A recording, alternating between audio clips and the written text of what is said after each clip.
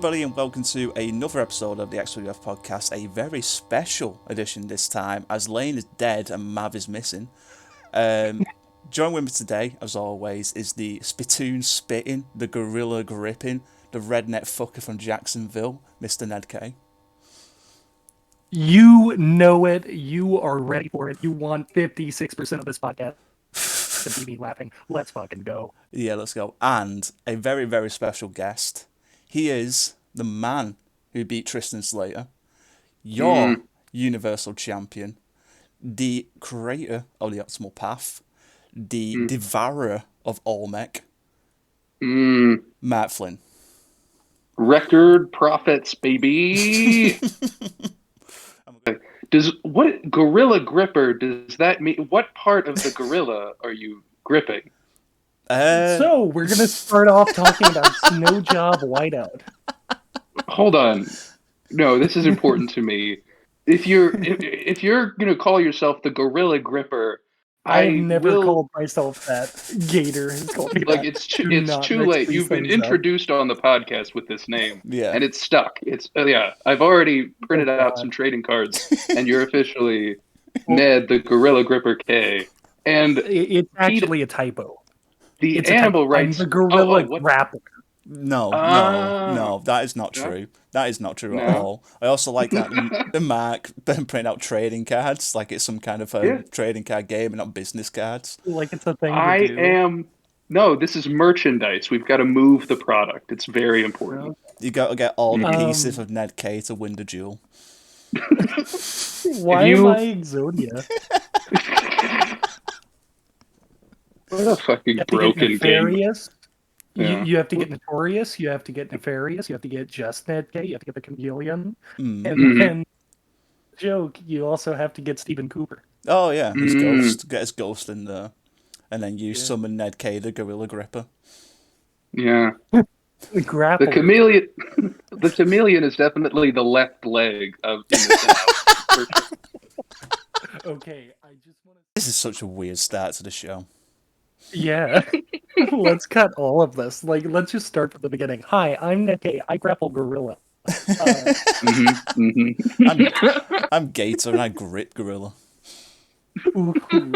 What do you do to gorillas, Mark? I'm the pimp in this scenario.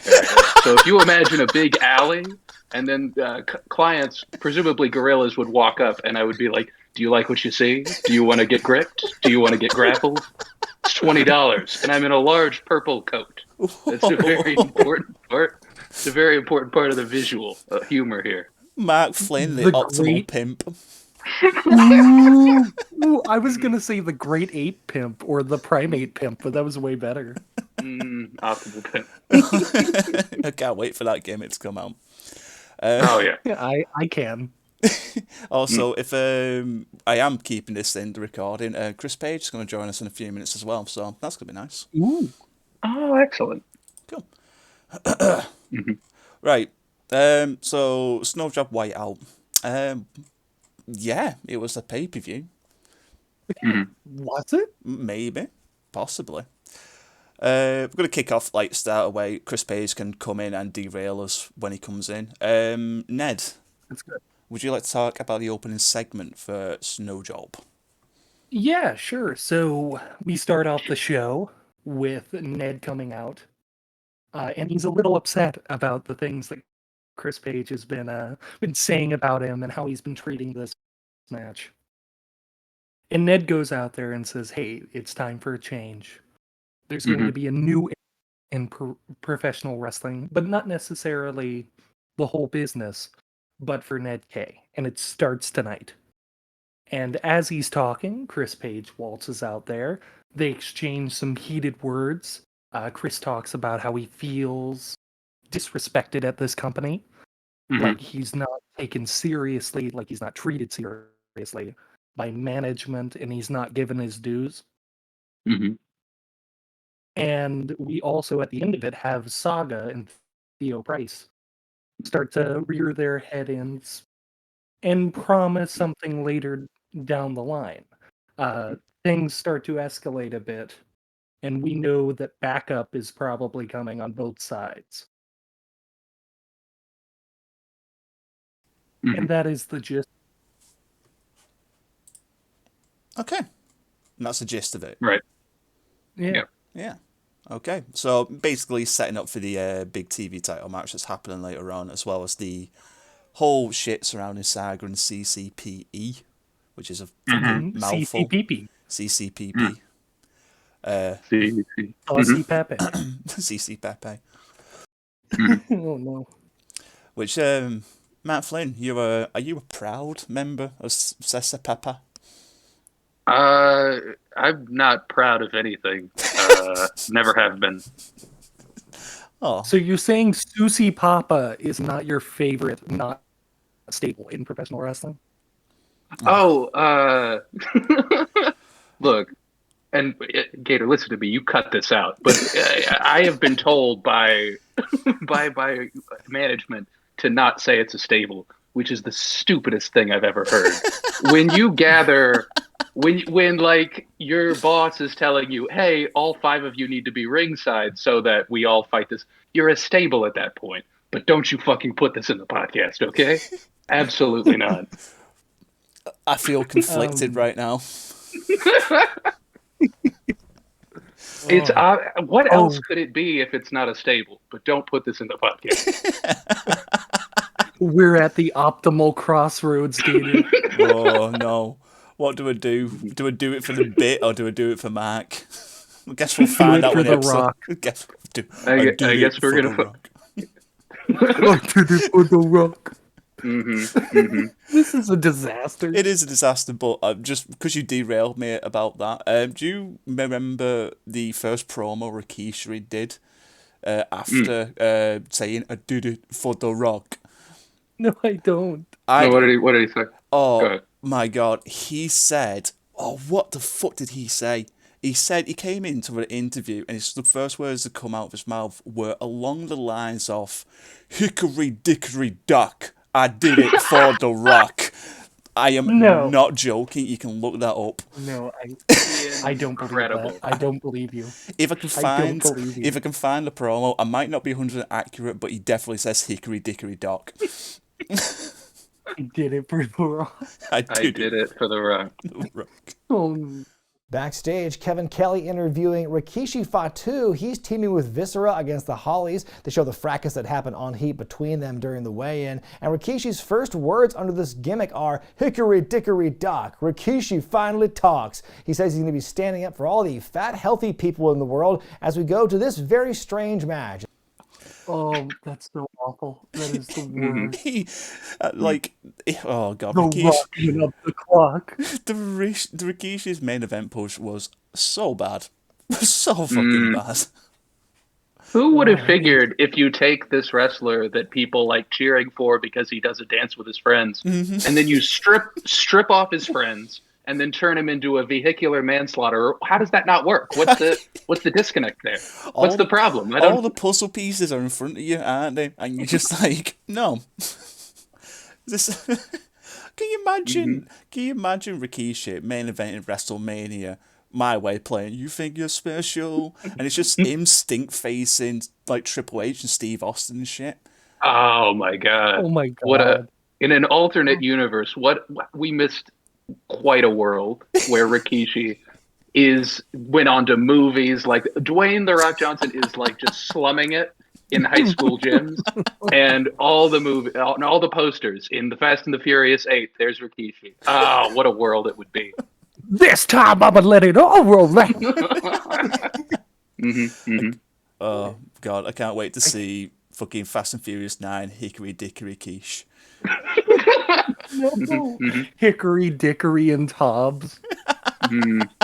Okay, first match to kick us off after that lovely little segment is John Madison Jr. versus Jacki O'Lantern.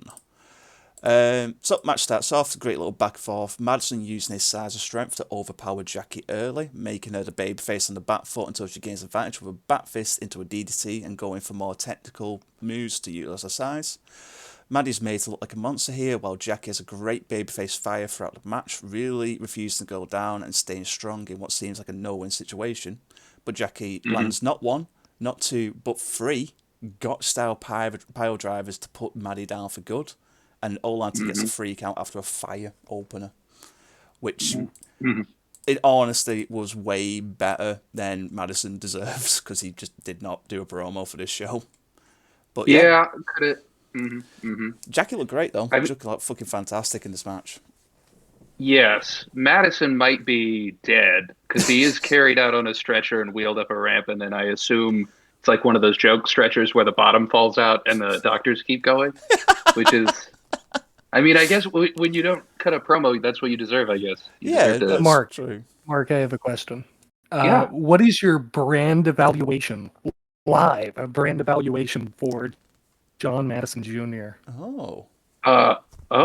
Well, you know, normally I have like a record to consult, but let me really quick pull up the RP board and try to get a general sense of it. Okay, 1 second, pulling it up. Okay, my brand evaluation is John Madison Jr.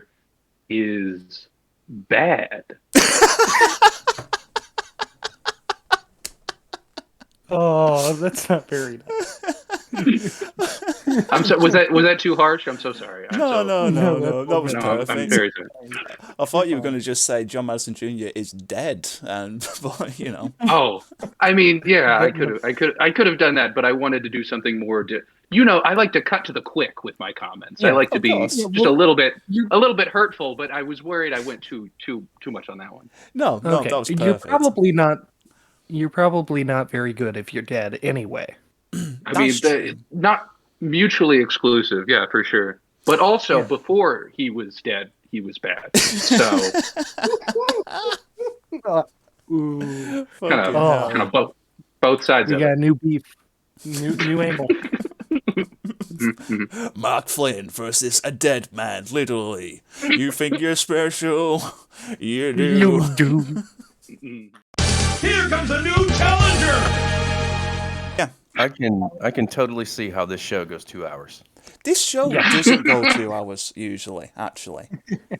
As a frequent listener to this podcast, it goes 2 hours like every time. I want to support you, but no, absolutely, this thing is 2 hours every single time. It's a total mess. Oh, absolutely.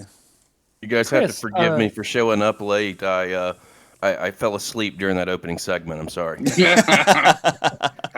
So, Chris, I have a question. Hey, Ned. Hey. I may have an answer. How do you feel about Jacki O'Lantern? Have you checked out her stuff? Have you been paying attention to her at all? I have a Jacki story.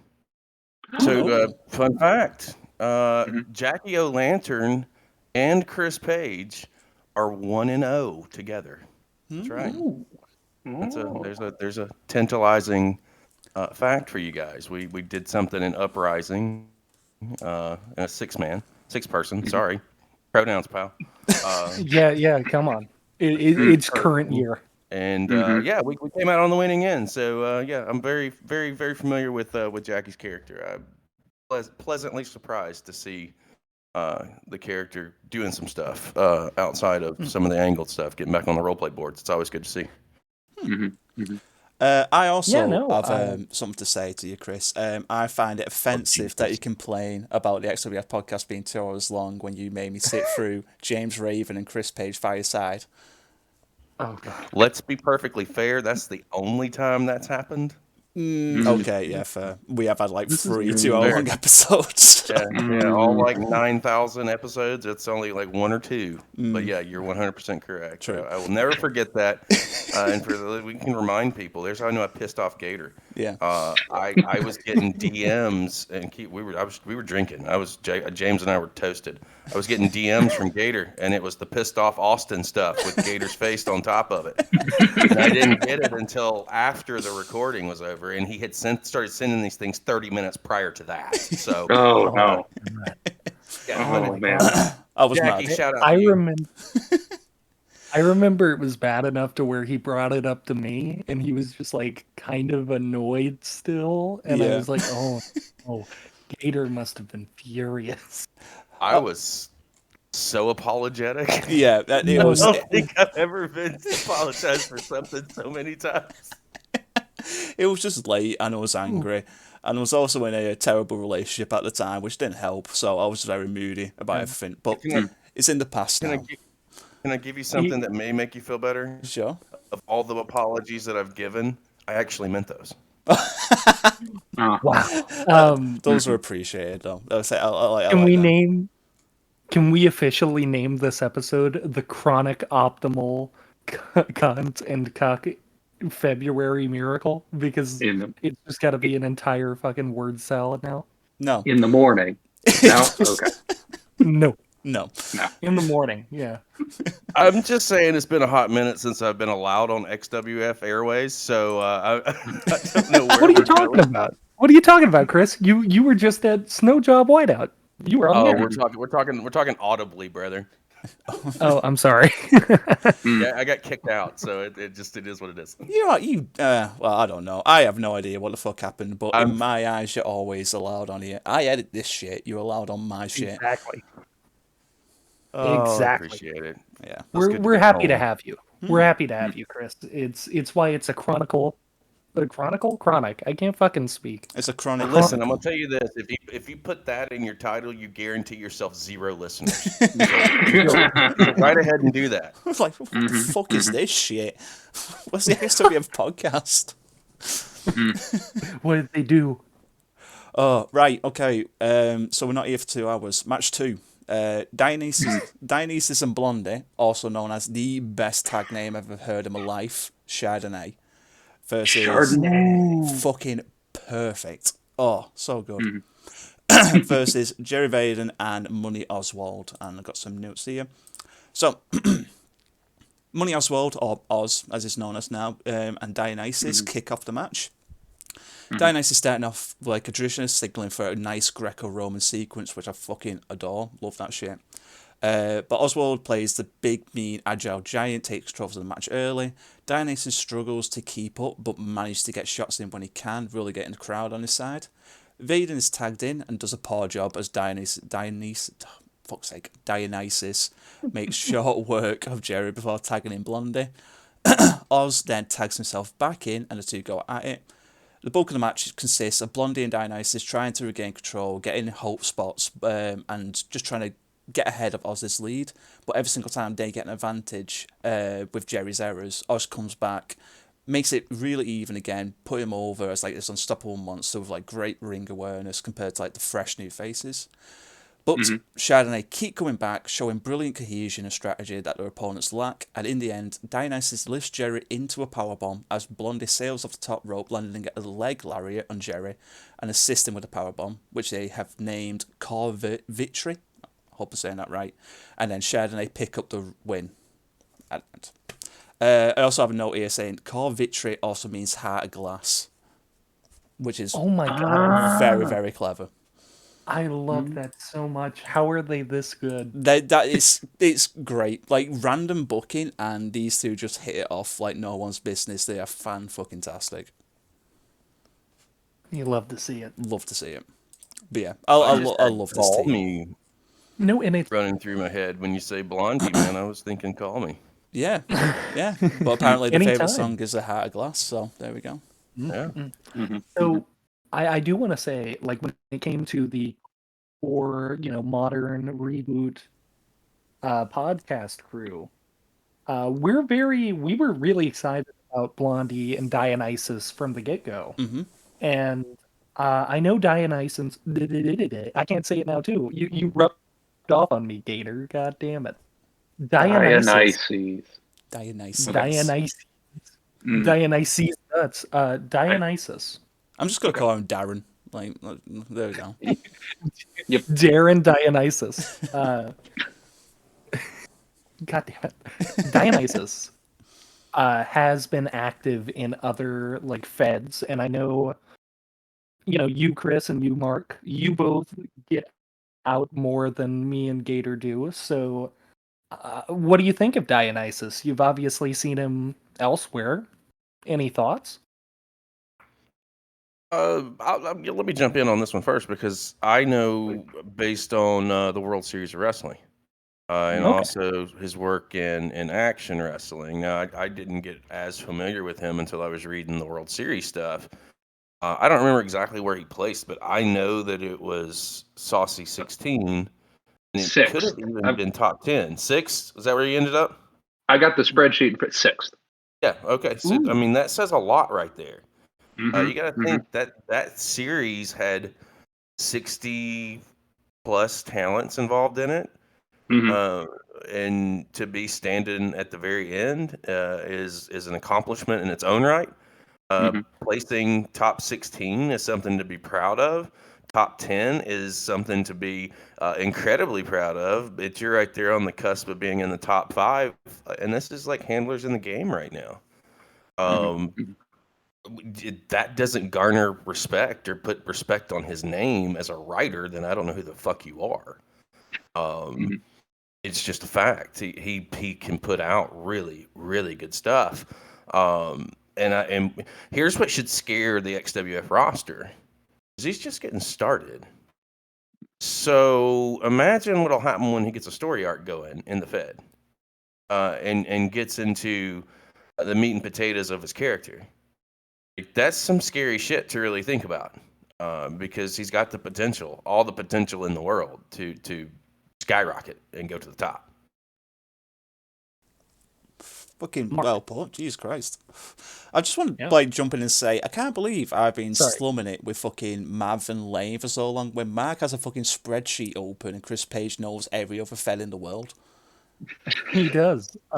It's funny because the second you add Chris Page to the mix, I immediately become a lot more professional just because I'm like, oh God, I don't want to look like an idiot next to this guy. With Lane, It's just because I sit at the table at the Illuminatis of e-fetting. Let's just call it what it is.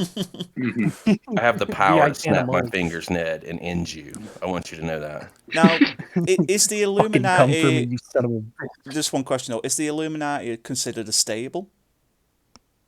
Yeah, that is actually considered a stable. Okay. Because we're definitely a stable. Now CCPE on the other hand is an LLC. But that's a different story. Limited liability. Yep. Okay. Oh my God. Limited liability company. Oh, I mean, it's all about how you file the taxes on it. It's very important. If you want to minimize your expenses, that's how you do it. Wait, are you telling me that not only does the Illuminati exist, but it is a wrestling stable, and they still have to file their tax? That's I'm awful. surprised Lane what- has not schooled you guys on this yet. He's on the same fucking table. That's Oh my God. guys. That is day one of wrestling school stuff. Is you've got to figure out your tax entity status. That's so important. That is imminently important. Well, I mean, I do keep a record of like every win and loss, and it is. Are you up to date keep? now. Yeah, but are you keeping your receipts? That's so much more important than the wins and losses. Oh no! Everything Sonic is deductible, Ned. Think about that. You've got to Oh think my about God. Nice, dude. What the fuck's your problem, Ned? Oh, god damn it, I don't Ned. know. I don't know what it is. See, I don't have this problem me because go- I'm British, so my taxes get taken out for me, so I've never had to deal with this. So, Oh, shut the You fuck up. limey son of a bitch. okay, next segment. Shut up. Next up, Ned said something about being professional a minute ago. I don't know where we went there, but okay. well, I mean, the Illuminati isn't professional. We are real. Whoa, that's cool. Okay, That was so sick. next segment. Chris Page talks to Cat Jones. Nobody gives a shit. Can I just want to spend a little bit of time on this. So, because it's important related to the first segment, right? Because so it your ends. No, hang on one second. So Saga rolls out at the end. They announce, "Oh, we've got Buster Gloves," and Buster Gloves got a pin on Page very recently. And Page ends the segment by threatening, like, "Oh, yeah, I could have 10 guys down here, and like we'll run through you guys." And it becomes. Is it a bluff? Is it a little... Because in this segment, Cat Jones and Page are discussing. Cat believes that they're outgunned. Page insists that they've got the muscle in terms of quality. And then Cat tries to call in the backup. And Page is like, it's probably not going to work on account of, obviously, the arena is XWF's. Theo is called in, like, has an amount of control over the security, and we'll see that come into play in the post segment after the TV title match. So you wonder how much, like, when Paige and Kaye were going back and forth, how much of that is Paige bluster? How much of that does he believe? It's an interesting juxtaposition, the end of segment 1, with Paige going like, we can't, it's not going to, he's got us by the nuts, got us by the balls right here. I'm glad you picked up on some of that. Wow. This was actually a rewrite. I had a different segment that involved several people, but it got axed, so I had to redo it. I do want to point out, shout out to TK. I don't know if anybody paid attention to the opening of this. We got a shot of Thunder Knuckles on his way to the ring for his OCW championship match. That was a shout out to him. But yeah, that is such really... It's such a heel move to be at one show and the camera cuts to you watching another show. Yeah, completely disinterested. Exactly. That's pretty good. That's pretty good. Yeah, and yeah, also you hit the nail on the head. So, like, as the night progresses, we know what this is really about, right? It's about bringing another group together, or guys forming to kind of step up against CCPE within the XWF and across other spectrums, et cetera, et cetera. My job was to further sell that and suspend the disbelief as to what is going to happen. We know that we've got a pretty fucking solid match with Ned and Paige coming up, but there's an element in play that is unknown. And going into later on in the show, even this, I like this rewrite better than the original, just because the tone changed a little bit.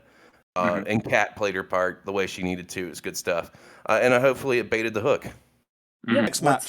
What's next? It is Tommy Wish versus Ruby for something called the Anarchy Championship. I did not read this match. Real.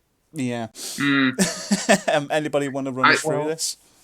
I read it because you asked me to give feedback on all the things, so I read it, so I can talk about it. I might be the only person who's read this match. It is actually a pretty good match. So we've got Tommy Wish, who stole one over Ruby on Anarchy, and to sort of keep things, the last title match ended in an amount of intrigue. There was some dispute going on, so we've brought in 2 guest referees. One, of course, John Black, who's in Thugs with Tommy Wish, and then Ruby's significant other, Centurion. It's an interesting. Not even touch that. And there's an interesting thing. It plays very straight at the beginning because JB is just a heel ref, tries to do a quick count at the beginning, and then Centurion takes him aside and is like, "Hey, this is how you count. You take this. You got to be a good official." And then JB puts on the shirt, and from then on, he actually calls it more straight than Centurion does. There's a whole bunch of antics outside the ring between HGH and Sarah, I don't know the roster. Gina Van Zyl, Sydney Gray are getting in each other, are like smacking each other about. Not much of a lumberjack functionality. Typically, you imagine lumberjacks keeping people inside the ring. The Anarchy roster that is not part of the match almost immediately abandons that concept. The only person who does anything involving the match is Reggie, who briefly tries to get involved to pull the rope back while Tommy has Ruby in the fetish lock, which is just a name that has made me uncomfortable. Every time I write a Tommy match, I'm like, I wish this had a name that was. I understand it's part of his character, but I also hate it. But anyway, so he's got him in the ankle lock, the fetish lock, and then Reggie pulls the ropes back, and JB not only admonishes Reggie, but actually forces Tommy to break the hold. It's an odd flip from I was a heel ref at the beginning, and now I'm insisting on the rules. You can do it the right way, Tommy, even though I cheated on your behalf earlier. Reggie actually gets fed up and tries to leave. JB goes out to try to console him and gets whacked on the head by an accidental blow by HGH, leaving Centurion the only official in the match. But while that's happening, Ruby gets hit with the hide your face move that Tommy Wish likes to finish matches with, and Centurion, being too straight-laced to possibly bend the rules in favor of anybody, even the love of his life, while begging her out loud to like, hey, like kick out. What is it? The line is? Come on, Rubes, kick out, Come baby. on, Rubes, kick out, baby. Meaningless. Does absolutely nothing for her. And the 3 count, and Tommy Wish leaves with the Anarchy Championship for one more go in a row. Wow. Hey, can I tell you guys something? I knew that Ruby lost this match the moment Centurion had anything to do with it. Wow. Yeah, no. I know I piss on Anarchy a lot, as is my gimmick, but this is a very good match, and it's very, very, very good storytelling as well, and it's like good setup. Like, are the folks gonna break up over this because of Reggie and John Black's disagreement? What's gonna happen with Centurion and Ruby? You know, very, very good storytelling. Like, I was thinking Ruby was gonna win this, fucking do the 5-time Booker T hand, do a spin on Ruby, and leave. Oh, But, sure. yeah. But yeah, Tommy Wish still being champ. I fucking love that because Tommy Wish, JB, Reggie, great guy, really deserves it because he's a fucking workhorse. He's been here for years, so I'm happy to see him still keep a title. Absolutely agree. Oh, In yeah. all seriousness, I do love the fact JB's got a strap. Yeah. And the match was not a bad read.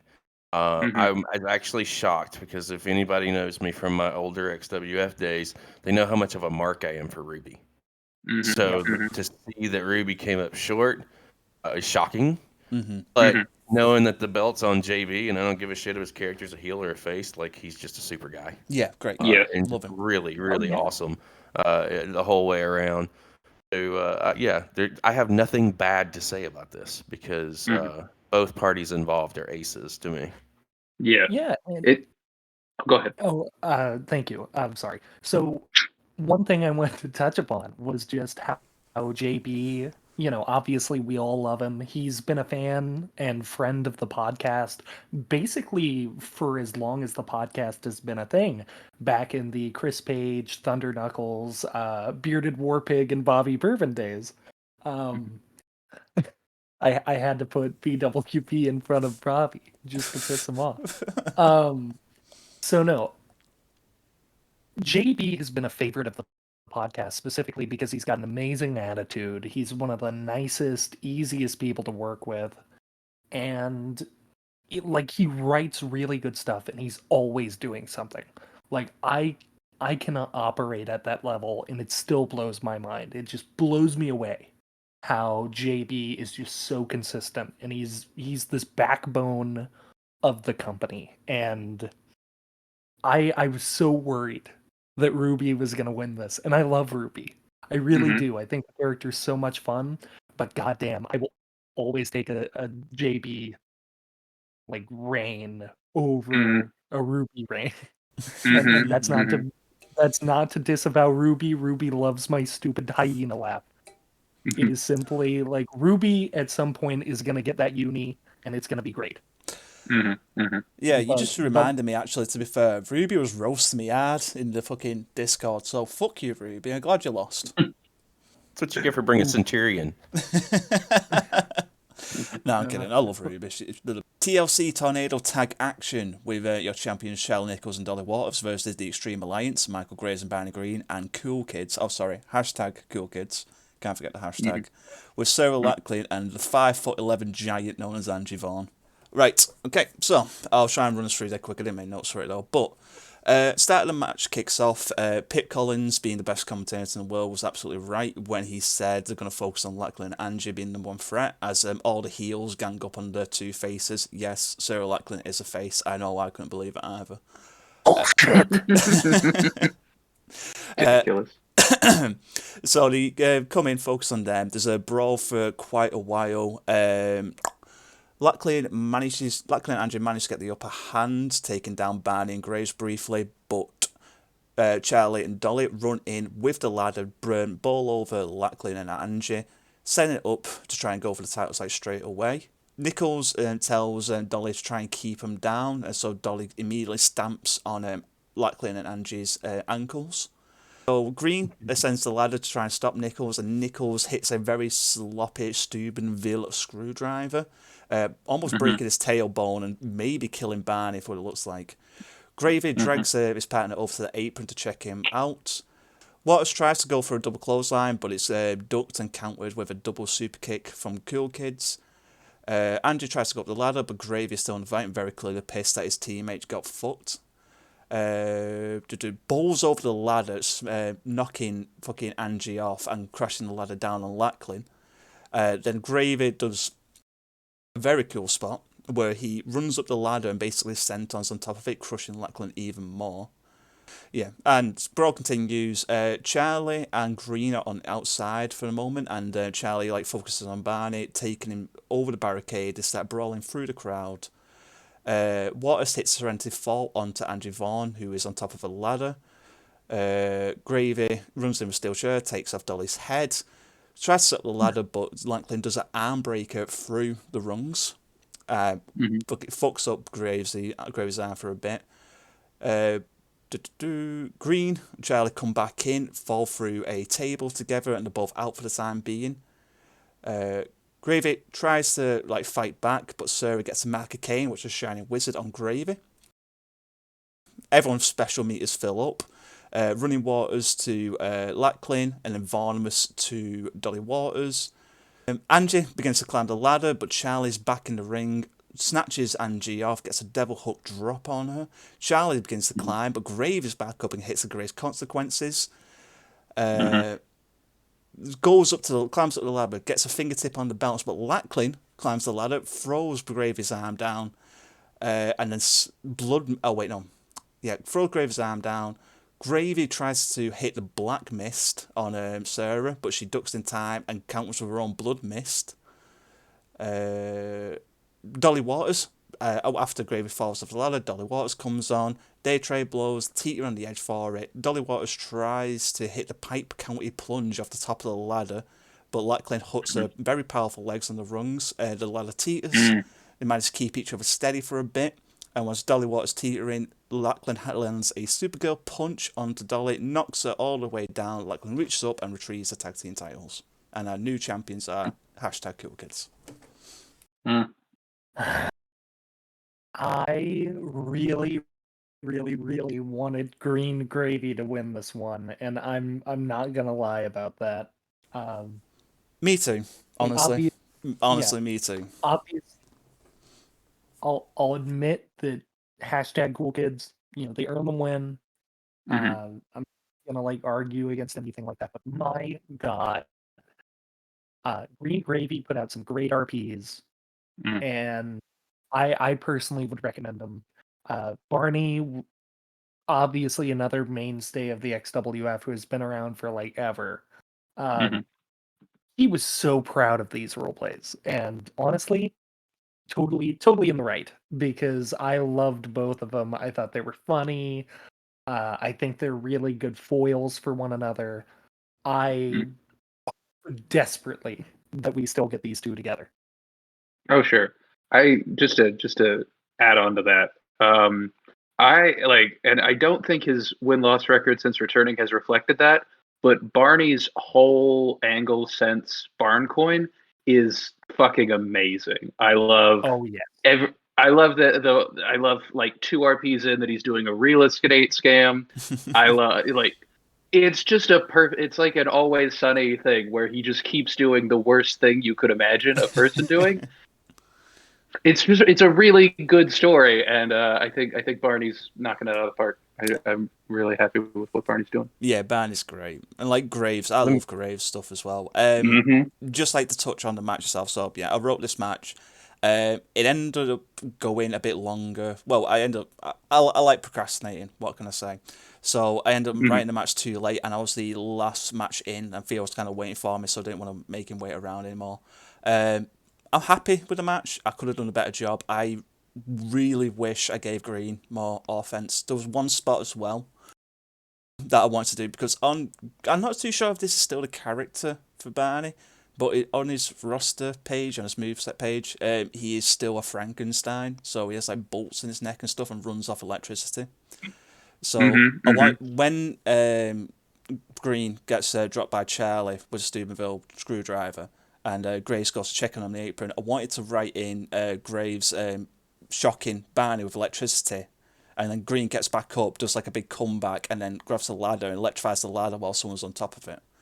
But I just couldn't fit it in, and I feel really bad about that.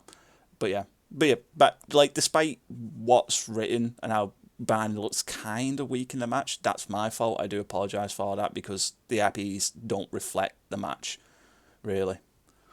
Let me drop a few words on you real quick. Here's how good I thought the role plays were. I trolled Gravy's Gator gifts, and I made him change it because I stole it and put it in my first role play. It was great. And here's a lovely. fun fact. I put it in my second role play and posted it, and I had not went and looked at Graves' second role play, and I didn't know the gift changed. So when I saw that the gift changed, I went in and edited my role play to reflect the new gift. I thought that all the way around, and I'm a Lackland mark from back in 2020. I thought that her run with the uni could have been a whole lot more if she had more time. I thought that that there was a lot left there, and I still do think that there's a lot left there with that character. Excuse me, and her and Angie Vaughn together. The only thing that I could think that would probably be equally as dangerous is Sarah Lackland and Kinsey Gray. Oh God, I love Kinsey. I know. I think Kinsey's really they were tagging here years ago. I'm all for it. I think that Gravy and Barney put up enough in my eyes to warrant, maybe a standard tag match with, two teams for a shot at the straps or something. Got to be something there. But at the end of the day, new champions are new champions, and you can't, shake your head at either Lackland or Angie Vaughn. Yeah, Or they're very worthy to be carrying those straps, and they're pretty dangerous. yeah, absolutely yeah. right. Yeah, like, And I hope. Oh, sorry. Go ahead, mate. dude. Oh fuck. I feel so bad. I hope it didn't come off as if I was trying to delegitimize them, because I wasn't. They are incredibly solid. Sarah puts out some of the most consistent work that I have ever seen anybody come out with. My issues with the character have nothing to do with my issues with the handler. I just don't personally like how the character is, which is amazing for a heel. Yeah. That is how a heel should be. Yeah, that's Lackland though. Like, Lackland is a heat magnet, and she does it so fucking well. I love Lackland. Absolutely adore the person. Like, the handler as well, great to talk to. Like, Lovely. The Lovely handler human being. is nothing like the character, and some people don't realise that and get a bit pissy. But oh well, that's the game.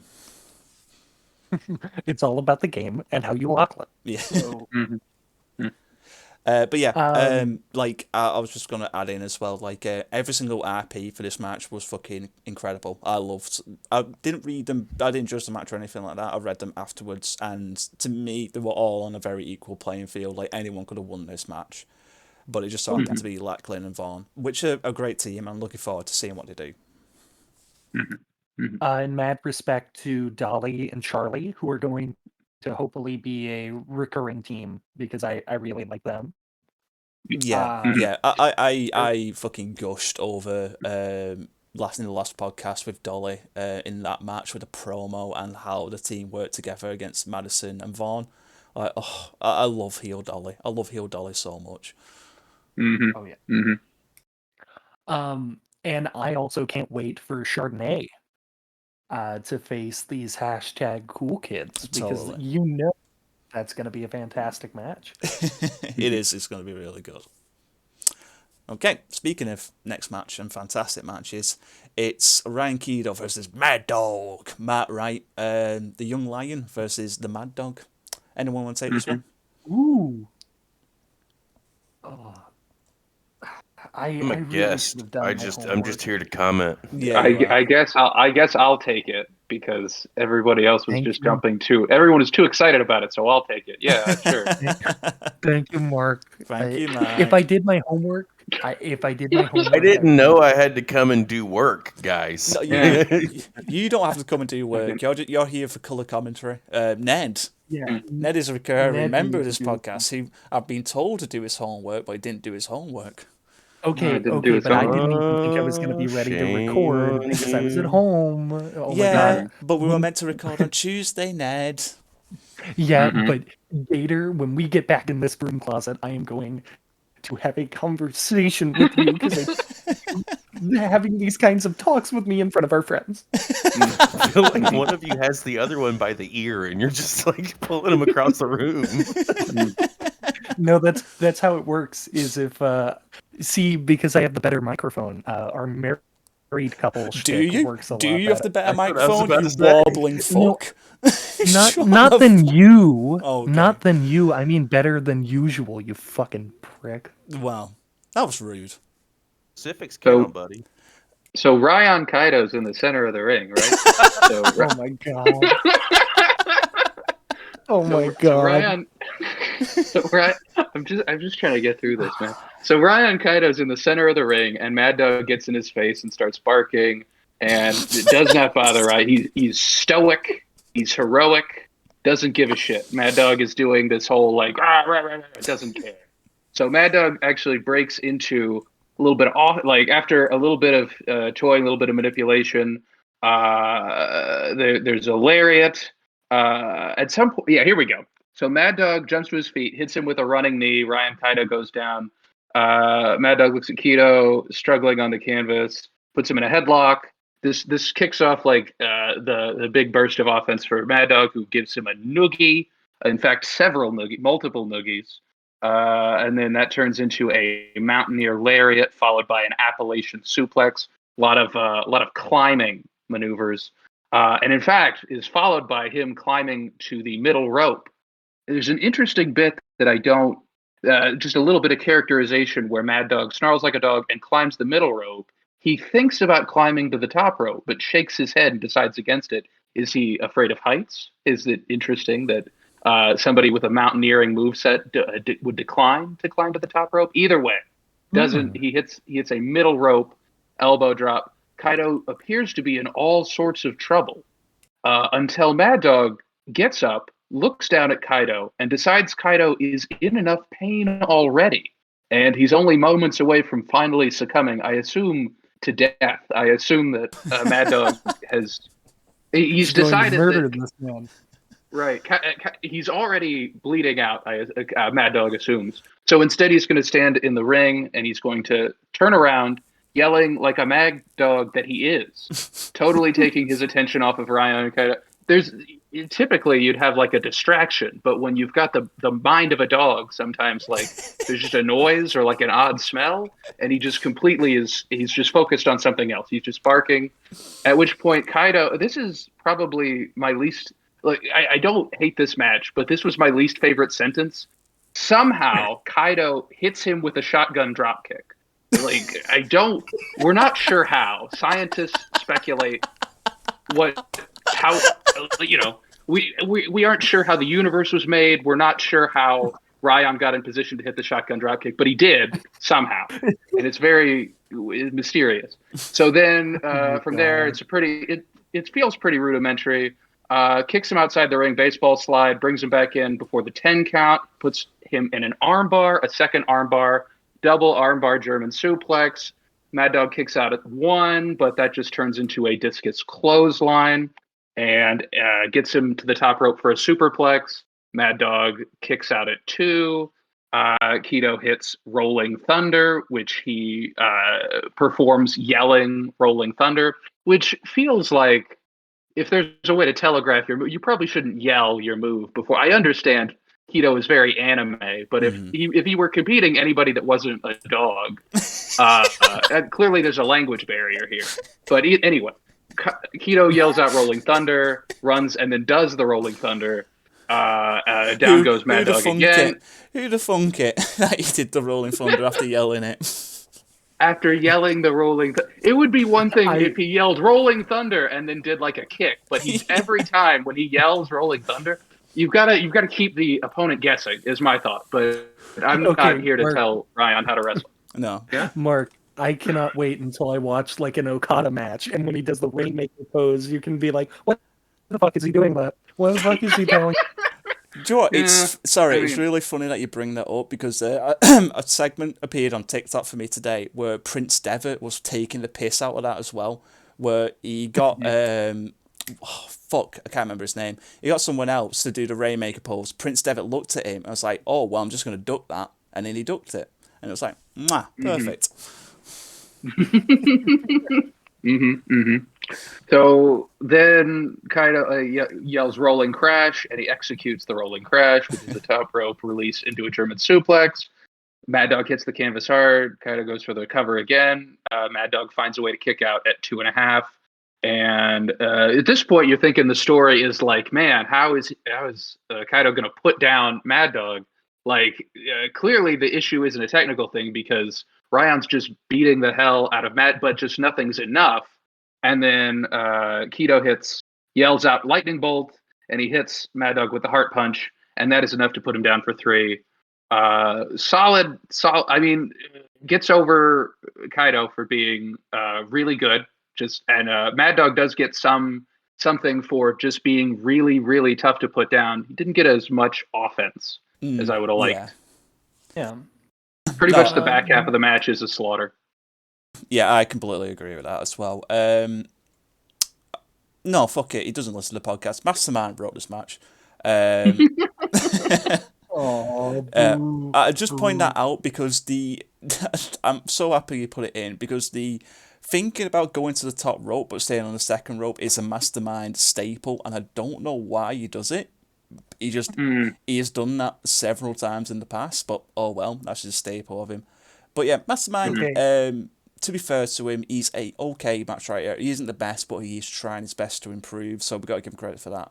But yeah, I would like to see Mad Dog offense because he's a very, very, very good writer, and he deserves as much to be shown in a match. Oh yeah, I would agree. And that's not to obviously we love Mastermind. He puts in so much work. And everybody has different strong suits, right? Like I'm not the best at comedy, but I write as though I am chronically depressed all of the time, and you can read into that how you will. All right, welcome to the real cast. What the fuck? No.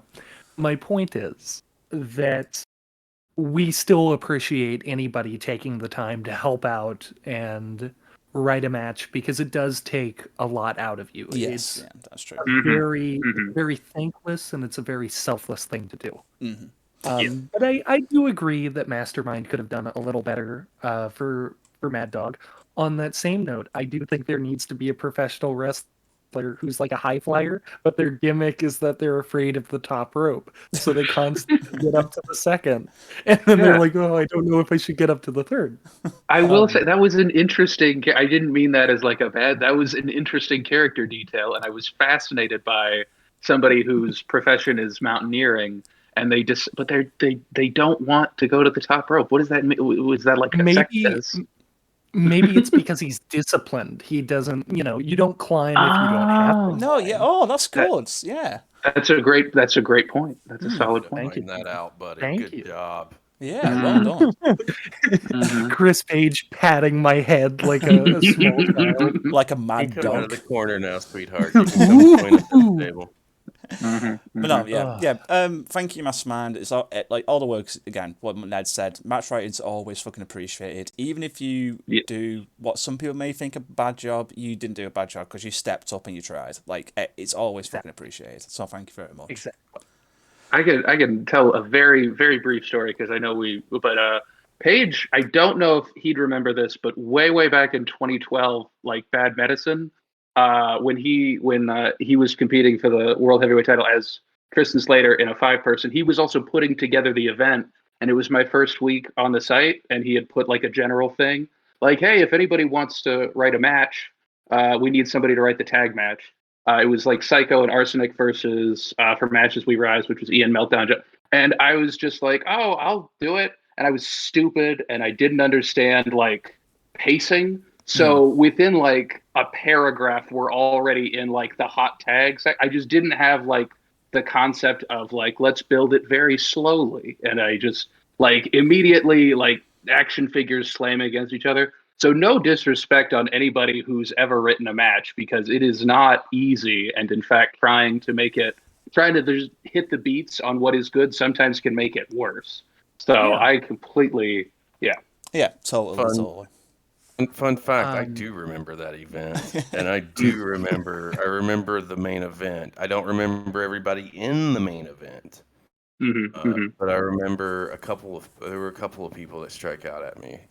I don't remember if anybody wants to write a match. I don't remember that.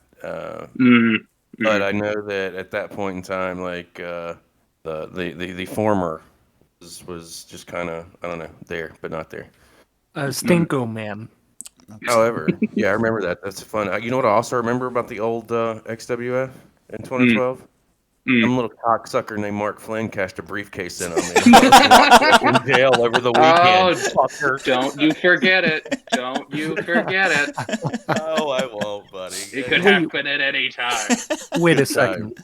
Wait, are you telling me that Mark Flynn beat the Tristan Slater? Wow. I never knew that. I think if you check the notes, you might see that I've brought that up once or twice. Wow. I think I've mentioned. Who knew? Nice little Easter egg there.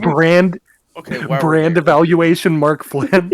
Let me finish the story, because I was so mad, like out of character. I was so bent because I was reading the results, and there was some kind of tag match or something. Yeah, and I remember. Yeah, it was a holiday weekend. Yeah, I was out adult beveraging it and got popped. So I went to jail on a Saturday night, and I didn't get out till Tuesday morning. I get home, and I get home and my apartment's flooded. One of the water lines ruptured in my apartment. I walked into like 2 inches of water on the floor. Gator Talk's just like, trying to stay above water. It was great. So the one time I get to sit down, I don't even get all the way through the results. I get to the tag match, and it's like, Tristan Slater wins, or somebody, or my team won, or what have you. I go boasting and bragging, and somebody's like, you may want to finish that. So I finish it. And now I'm like, motherfucker. And I wanted to go back at you on that next show, and he wouldn't let me do it. He made me wait a week. Or a week and a half or some shit. But yeah, that's the story behind the cash in. It was very successful. My favorite part, I guess the whole podcast is the story now. But if you recall, as the larger XWF story at the time was that WGWF was invading, and like there was a big conflict between WGWF people and the XWF people, and there was a big segment that was on, like it was an interaction on the board, and like XWF people were coming out and going like, yeah, we're all going to fight together. And then Flynn walks in with the belt on his shoulder like, oh, I bet you're going to want the world. And like Slater was not having it and was like, get the fuck out of here. Are you what? Don't you want me on your side? The fuck? And it's like, no, get the fuck out of here. Yes. Yes. No, it was fantastic timing. It was just beautiful how it all fell together. Sorry, we hijacked that. Yeah, it was good shit. That was a fun time. Sorry. No, never apologize for a good story. Meanwhile, on Snow Job, if you really want to go there, it gets better than that. We Fireside chat. I think I got the belt back, but I think you got it back off. Did you get it back off of me again? No. So here's what happened. Scorpio. Yes, it was Scorpio. We did a whole War Games thing, and I will say I got a little bit pressured. The owner at the time, who we've already said the name of, but shall remain nameless, like had messaged me and was like, "Hey, just so you know, you had like not put up the maximum RPs for the War Games," and so the owner hit me up and was like, "Hey, just so you know, Scorpio's cashing in, so you should cash in your brief," because I had two. And I cashed in one to get the first one. And the owner was like, hey, cash in. And I was like, okay, I guess. Because I was young and stupid. I could so I specified, hey, yeah, I'll cash in, but let me cash in after Scorpio cashes in. And of course, when they write the results, we cash in at exactly the same time. And Scorpio pins both Flynn and Slater at the exact same time. And I don't think, fun fact, quick brand evaluation, Scorpio wins 0 matches as world heavyweight champion, and that's just a fun fact. Fun fact you can take with you. God damn it. Meanwhile, on Snow Job, Goth sees a ghost. This is my favorite segment. This is the best my segment. I love this Is it segment. the ghost of the flying hammer?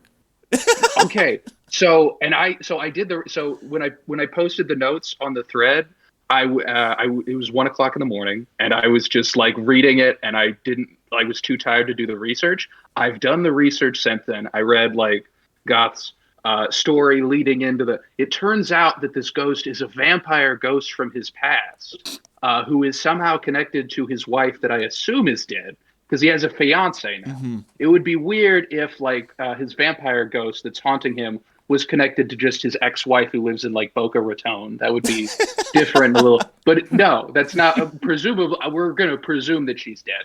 And so she is bullying him and haunting him and refuses to leave his presence until Goth wins the Extreme title. But even in the piece, she's like, oh, if you prove you're strong enough, then maybe I won't leave you. So Goth is completely lost.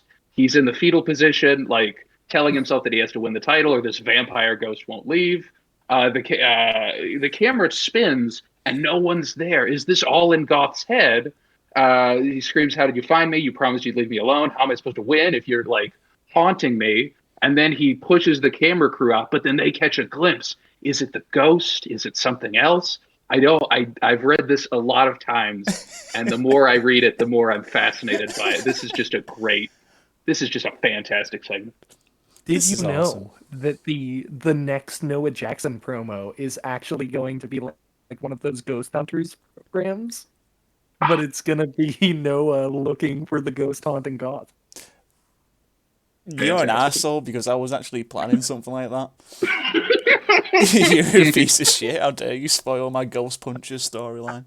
I didn't know that. I didn't know it. I was actually going to do something very similar to that. I am so sorry. It's fine. I will need to work with Goth to do that, but he's a chill guy. I like him, so he might. I don't know. Oh yeah. Maybe it will happen. Maybe I will have to do something else, but who knows? Mm-hmm. I thought you were going to say Noah Jackson was the guy who's bullying Goth, but okay. Oh, like Goth can't, like maybe would. Noah Jackson has one of those voice changers that makes it like ooh, and then Goth just doesn't know the difference. That would be something. That would be a reveal.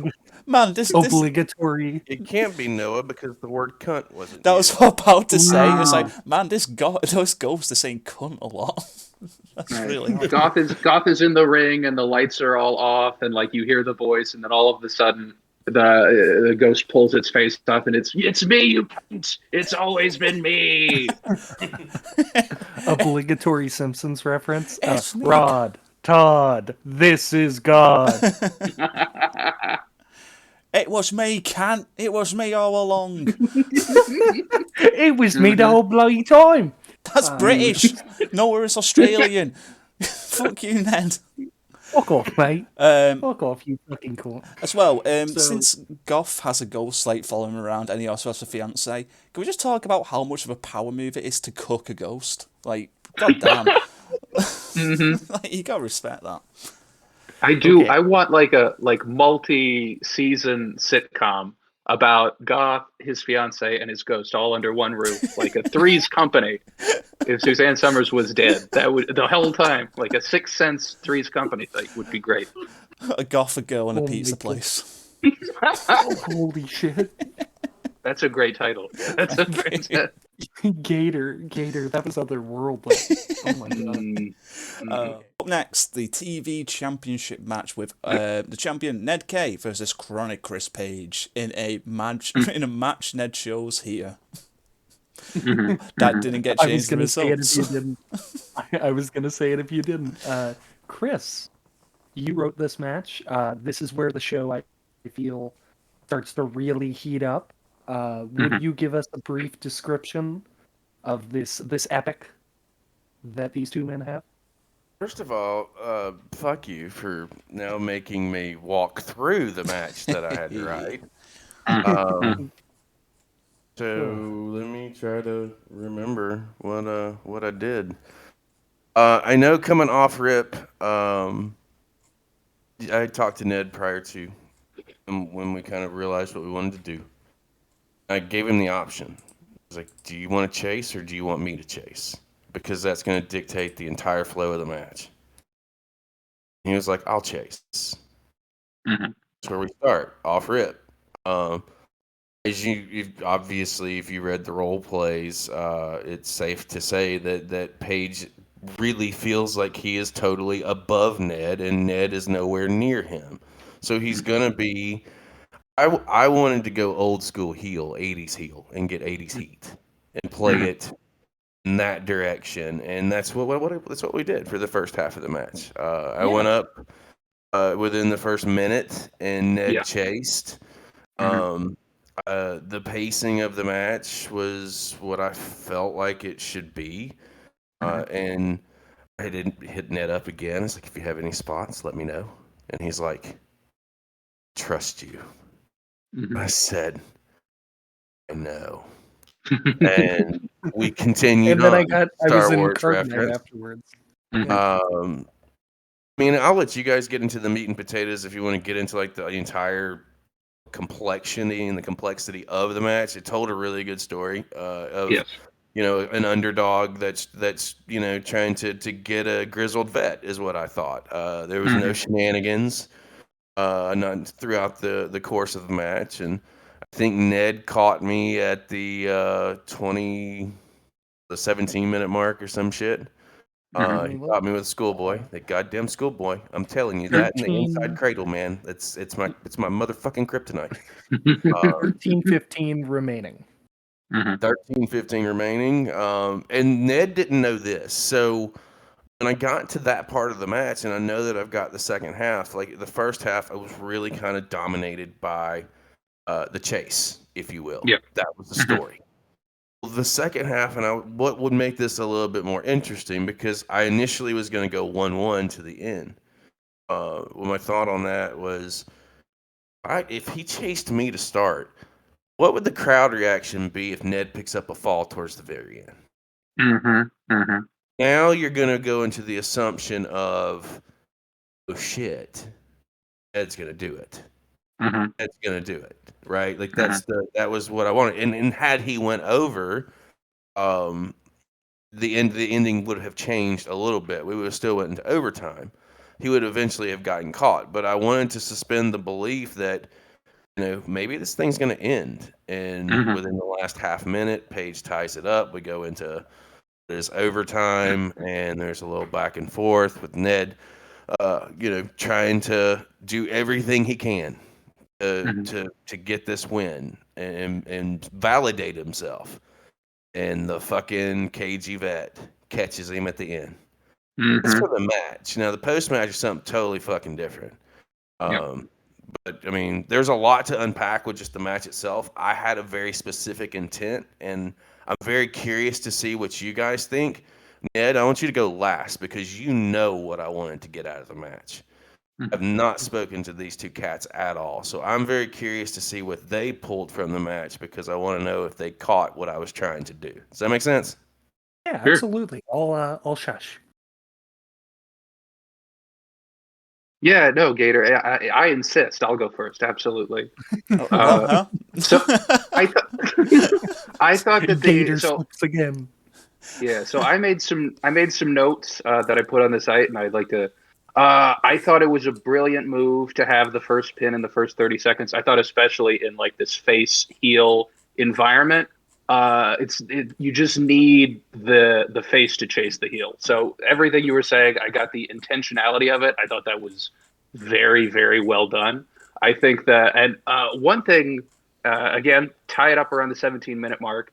And I think that it's very important what happens in the last 5 minutes, because Ned goes up 2-1, and even if Paige ties it, it's based on precedent, which I'm about to get into this in an in-character perspective, because Flynn should be furious about what happens in the end. But Paige takes a 2-1 deficit, but the last 5 minutes, it's a back and forth. Paige picks up the last pin in the last 25 seconds, up 2-2. There are 2 last near falls, and then it's end of regulation. And what is important is that, according to precedent, sometimes you don't get an overtime period. And in fact, within this story, the referee goes to check with Ned to see what he wants to do. And it is his option, presumably, we presume, that Ned might have the option to say, no, I'm done. He didn't, it's scored as a draw. I get to walk away with the title. But we know that Ned feels an amount of pressure, both like internally based on this back and forth with Paige over the cycle, that Paige is telling him this whole time that Paige is so far above him that he's not good enough. And a draw isn't going to quell that. Paige can say, oh, you just got luck. You didn't beat me. It's a draw. You're a coward for not like giving me the overage. And it's important that Ned gets, again, there's a brewing rivalry between Saga and CCPE. So if Ned wants to score a definitive victory, it's not enough to defend the title. He's got to silence his critics saying that he's not as good as Chris Page. He's got to silence the Saga critics that are saying that Saga's just a ripoff. They're just copying the formula. So he needs to get the victory. So he okays the overtime. And of course, the hero's hubris, unfortunately, goes to bite him in the ass. And Page, after a very hard-fought battle with another near fall back and forth on both sides, Page scores the Page plant. Really interesting journey for Ned Kaye. I thought this was fantastic character work. I hope that like this spins off into great motivation going forward, because there's so much meat on the bone for Kaye as the hero who came very close, made a decision for like his pride and came up short. There's a lot of like self exploration that comes in there, and Page is just a fantastic heel. So of course, we'll get into the end segment, but he will eventually kick Ned Kaye in the nuts, and that's going to happen. That's just going to happen sometimes. Yeah. If you're wrestling, you've got like a 95% chance that you are kicking Ned right in the nads. Yeah, fucking well said there. Like, and again, great match. Every Chris Page match is a great match because he's just a fantastic match writer. The only negative I have about this match is that Page caught Ned in an Oklahoma roll and not the inside cradle out of spite. Like, Right. That's the only negative I have. But apart from that, fucking incredible match. Great back and forth. Great move from Ned, saying he wants the overtime. And, like, great, amazing the ref going to Ned asking him, because, again, the champ chooses stip, so of course, like, the ref would ask Ned what he wants to do. I think that's fantastic. And Ned being the ultimate babyface at the moment, chooses, he wants a definitive win. He doesn't want to leave a draw. And, brilliant psychology there. Feel it's pretty obvious that this is my match of the night. It means a lot to me to read it. One of the first things that Chris said to me when we were planning some of this stuff out is he was like, I want Ned Kaye to look like a star. I want this to be like a star-making performance. And I number one, when a Chris Page falls in your lap, you just say, hey, go. Do what you do best. The one thing I was gonna maybe do is go to Gator for a couple of spots, but I got caught up with real life, so Gator is gonna hate me for the rest of all time. Oh, no, it's fine. I wanted to write an I Quit match. I don't give a shit about an man. Well, the thing that was really big to me about this match is just how much it understands Ned as a character, which is something I really appreciate from Page and how he writes and how he thinks. And I even like how we kind of see... We see a lot of Chris Page in this match as well, because something that I had Ned point out in the actual cycle proper is these two are more similar than they seem. They've walked down roads that have pretty interesting parallels. And because of that, it's put them in this very unique position where, Chris Page did feel like he was bigger, he was badder, he was better, and so far above Ned. But at that same moment, Chris is this demon, this representation of the kind of attitude that Vinnie Lane in character, treated Ned going into the Robert Main match way back in the day, where it was just like, yeah, give him a ladder match so he stands a chance. This kid isn't going to do anything. And for like 4 years almost now, Ned has been trying to validate not only to the world, but to himself, I belong. This match is Ned doing that in real time, with somebody who's also experiencing bits of his career alongside him. You know, like a very 80s classic heel at the beginning, and then shifting into this more dynamic 90s modern approach to heel work as the match continues. I thought it was lovely. I thought it was amazing. Um, Obviously, when it comes to out of character stuff, I take losses pretty hard, but there is no shame in losing to Chris Page. Uh, I really hope I can sell this match and what its implications are going forward with the kind of respect it deserves. And speaking of selling things going forward, we have a shot to the fucking nads after the match. I was hoping that maybe, just maybe, I know it's a stretch, that nobody would think maybe there's going to be a handshake. Maybe this is going to be a legitimate handshake. Like within the structure of the match and the psychology of the match, maybe Ned got Page's respect. And throughout the match, there's no way he didn't, right? Like there's just no fucking way. Ned and I are passing DMs, back and forth over the last couple of days, and I put out a tweet where I said, maybe you've gotten a little bit better. He was like, yeah, and then you kicked me in the nads. I said, well, yeah, between the bell is business. After the bell's personal. That was the work. That's the workaround. Like professionally, yeah. Personally, I still don't fucking like you. I was hoping for just a second that maybe that the notion of a handshake happening was a thing, and I just played my part the rest of the way through. The attack on Theo. I mean, there was a lot happening from the nut shot. We had what CCPE started running out. We had Flynn and I think Holden and Bam and Vaughn. Before anything could even transpire, like boom, the saga's there. Like this is more of an X-Dub angle. I'm just kind of doing what I have to do or what I can do for it. So you guys can talk about the ladder. I'm just glad that I got to slap the shit and kick the fuck out of Theo Price.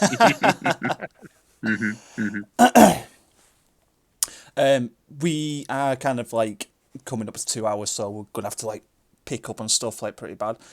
Sure.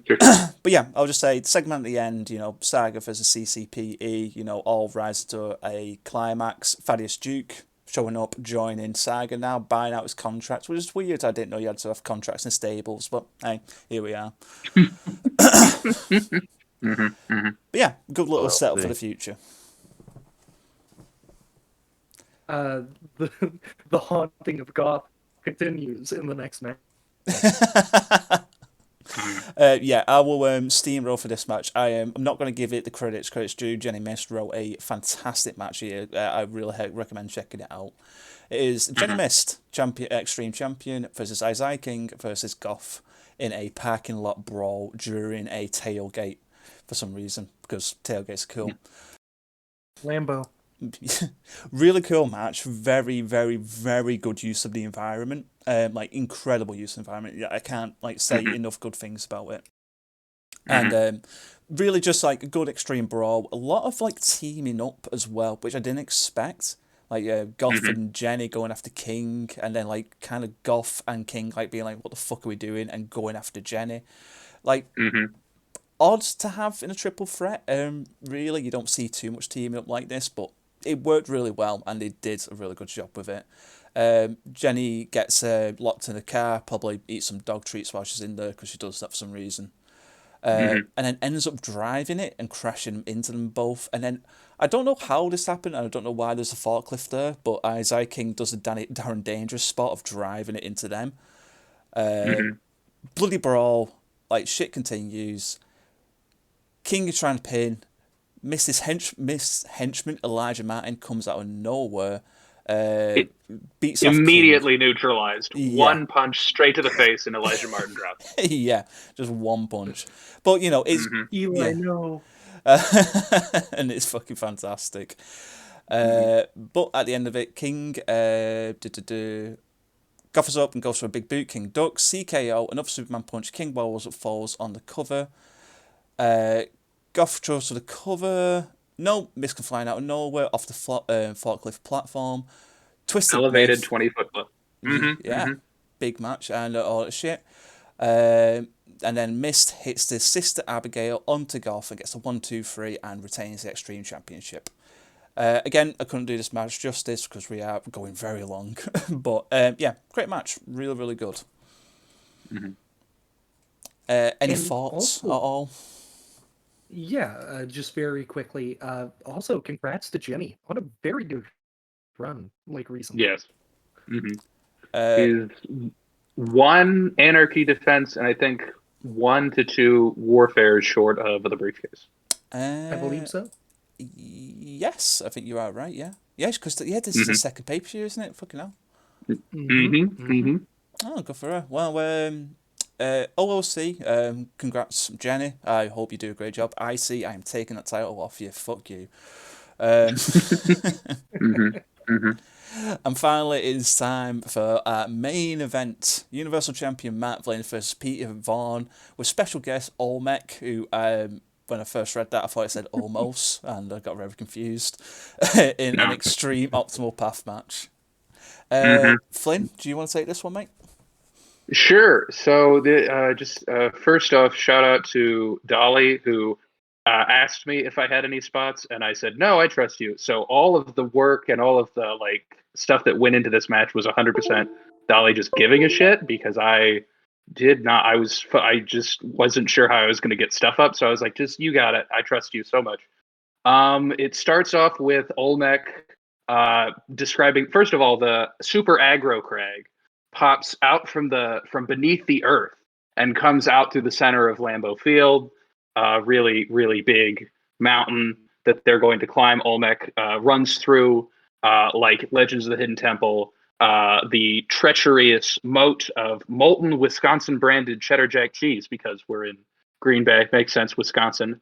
They have to cross the moat. I pointed this out in my notes. I'll say again that based on the back and forth that Vaughn and I had, Vaughn was 100% like, hey, Flynn is taking this personal because he's afraid of me.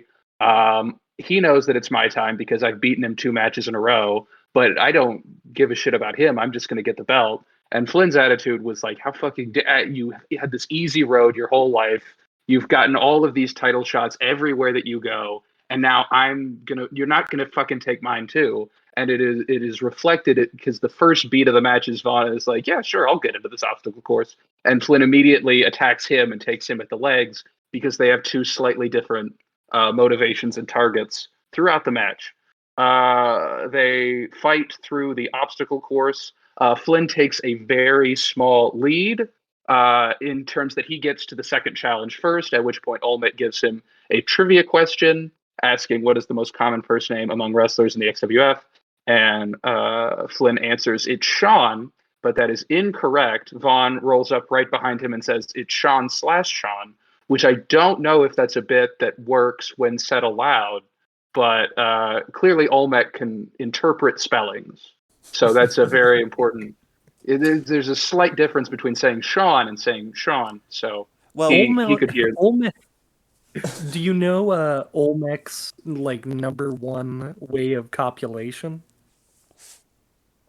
What? What is? He's a very anal god. So am I. Oh, thank you, Chris Page, for saving that terrible joke. Oh, he did. He did. I thought you were going to say making that bed rock, and I was like, that's not a position. That's just a pun. There's nothing there. That's true. Hey. That would be... Yeah. It's good I didn't say that. It's good I said something more embarrassing. Yeah, no, I didn't. Okay. So Vaughn wins the trivia thing, and this is my favorite bit.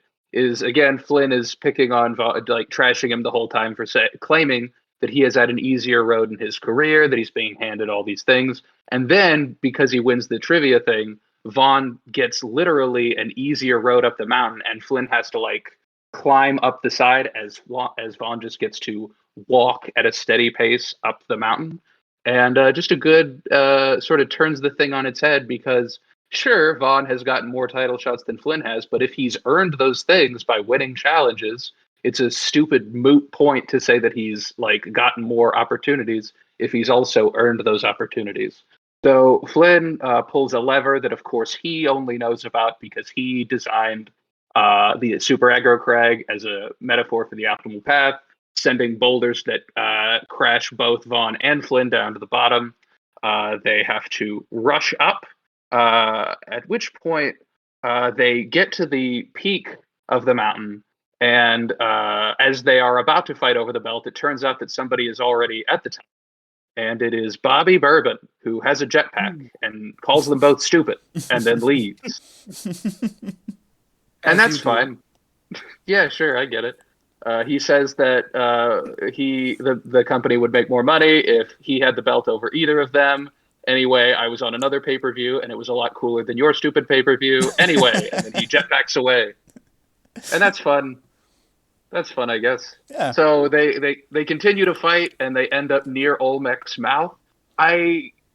Look, I'm not pedantic, but I was wondering how Olmec... I just imagine that there's like a crew that has like a big dolly, and that when Flynn and Vaughn move from one obstacle course to the next, they just like scoop him up and then they roll him up the side of the mountain faster than either Vaughn or Flynn. And that's just a fun visual that I had in my head. It's kind of like a Formula One pit crew, like taking him apart and setting him back up. Exactly. But it's a big head. It's just a 12-foot tall stone head. So Vaughn and Flynn are fighting back and forth. They actually end up both near the mouth, but Vaughn gets a free arm and just starts punching Flynn in the nose over and over again until Flynn falls back into Olmec's mouth and is devoured completely. Oh shit, like Flynn is definitely dead and Vaughn has beaten him at his own optimal path. Except it turns out that Olmec's eyes are lightsabers, and Flynn takes the lightsaber and he cuts himself out of Olmec's mouth. And you know that I didn't give Dolly any notes on the spots, because if I did, I would have had Flynn cut open the head and say, I thought he smelled bad on the outside. But now you know that I didn't have anything to do with the match, because I would have said that. So Flynn starts attacking Vaughn with the lightsaber. Vaughn very deftly dodges and grabs the other eye, which is a lightsaber. They're lightsaber dueling. At which point, Vaughn almost slices Flynn's knees out, but he jumps over it, catches Vaughn with a knee. They both start tumbling off the side of the mountain until Flynn grabs the championship belt as they both skid off the side. And incredibly and miraculously, the optimal path continues, and Flynn walks away with the belt. Oh, God, what a great match. Fantastic match. Yeah. I didn't know the optimal path took you to the high ground. Oh, well done. That's pretty good. That's pretty good. Thank you. Yeah, so thank you, Dolly, for writing this incredible match. A lot of fun. But an even bigger thank you to the Mountain Dew Lights Out match for inspiring Dolly to put in the lightsaber duel segment. So you gotta put respect on that. Gotta put respect on the Mountain Dew Lights Out match. So important. It's so important. A pivotal moment in wrestling. All I want to say is that even though Peter Vaughn lost, fantastic writer. Yeah. Absolutely. Amazing collaborator. And it took a lot of Nickelodeon guts to show up. So yeah. Ned, how dare you make that joke? I will say I really appreciate working with Vaughn. Vaughn actually reached out to me before. So we started really late on this cycle. I hit up Theo maybe a month before Snow Job and was like, oh, hey, I forgot to ask you who I'm like facing. And he was like, Oh, shit. I've got to think about that. So he gets people together, and then Peter actually asked me, like, I think 12 hours later, he's like, hey, everybody's like pressuring me. Like, everybody's like, hey, we think it's yours, because he just won World Series of Wrestling. Mhm. It makes a lot of sense. But he was like, hey, I know we're like teaming in other things. Are you cool with this? And I was like, yeah, 100%. It absolutely, like, of course you should be the guy. Let's do it. Mhm. And then I wrote a bunch of trash talk about how it fucking sucks that he's doing this to me. But that's me. That's what I'm going to do every Yeah, time. of course. He's just a great collaborator. He's a great guy. He's a great writer, and was sweating the whole time that he was gonna take it from me. Fantastic writer. Yeah, one of the best. Like, we've praised Vaughn so much because we've said he's like one of the busiest men in the Fed, and he's always consistently good as well. And like, absolute joy to have. Oh yeah. If I could keep like 5 mainstays of like modern current XWF, you and Vaughn, holy shit, you're easily on that list. Oh gee, thanks, Ned. Fucking chop lift. No, you're on it. Oh, too. you were talking to Gator. Oh, I understand. Okay. That's so presumptuous of me to think you were talking about me. Exactly. I'm so sorry. My asshole is showing. I'm so sorry. I'm so fucking embarrassed. Yeah. Your balls are out on stream. Gator can't assume that he's obviously a part of the 5. We're literally a part of a podcast together, you fucking assholes. Top 5: Peter Vaughn, Mark Flynn, Dick Powers. Exactly. Oh, if it was my choice, Dick Powers would be booked on every show. I love DP. Who doesn't love DP? Who doesn't love a little DP? Yeah, it's a shame that Mark Flynn abandoned him and let him die to Jason that one time. But oh well, he came back. I mean, he's still on Madness somehow. Somehow. Does Madness take place in hell? Is that what Madness is? I think I just got that. Yeah. Madness Yes, takes it place is. in hell. It sure as hell feels like hell when you're reading it. That's my joke, you fucking asshole. I know. You don't like anarchy. I don't. But Madness is actually a great show, and we'll talk about it next time, maybe, probably. It depends if we feel like it. Yeah. Thank you to Chris, who had to go a little earlier because I was wasting all of his goddamn time. Thank you to Mark for being here and listening to my awful comedy and just like thinking of ways to improve it so he can have an actually decent show. Yeah, no, But- thank you very, very much, Matt, for like stepping in today. You've been an absolute joy to have on. Thank you guys. So glad I could be here. Glad I could. I was just excited to talk about Goth and his ghosts. That's most of. If that segment wasn't there, I would have told Vinny and Theo to fuck off. Absolutely not. But thank goodness I could be here for this. Should we start a new podcast, just the 3 of us together, called Ghost Watch with Goth? Just talk about that. No, absolutely. I would love to. Okay, I would totally be down for optimal cunts and cuck in the morning. Yeah, that's our show. Snow Job, in my opinion, was an absolute hit. Fucking great pay-per-view. Loved every minute of it. Thank you to Mark again. Thank you to Chris Page. Thank you to Ned for always being here. Unlike 2 other little flakes that we have. Snowflakes. Oh, very nice. and Yeah, most importantly, snowflakes for Snow Job. most importantly, thank you to everyone who listens to this absolute shit show. In the spirit of Chris Page coming on the show and in the spirit of Matt Flynn coming on the show, I'm not going to say fuck you, Ghost Tank. Fuck you, Tristan Slater. Fuck you, Centurion. And most importantly, fuck you, Theo Price. Oh, I was hoping because we were gonna get a Gator ending, we would get thank you, Darren Dangerous. Oh, yeah, of course. How could I forget? Thank you, Darren Dangerous. Keep writing books. Blood Reapers 3 on the way. Can't wait to read that 70-page novella. Wait, there's a Blood Reapers 2? Yes. We've talked about this. I thought there was just one. No. He called it something stupid like psychososis or some shit like that. I found my new Bible. Okay. Bye, everyone. Bye.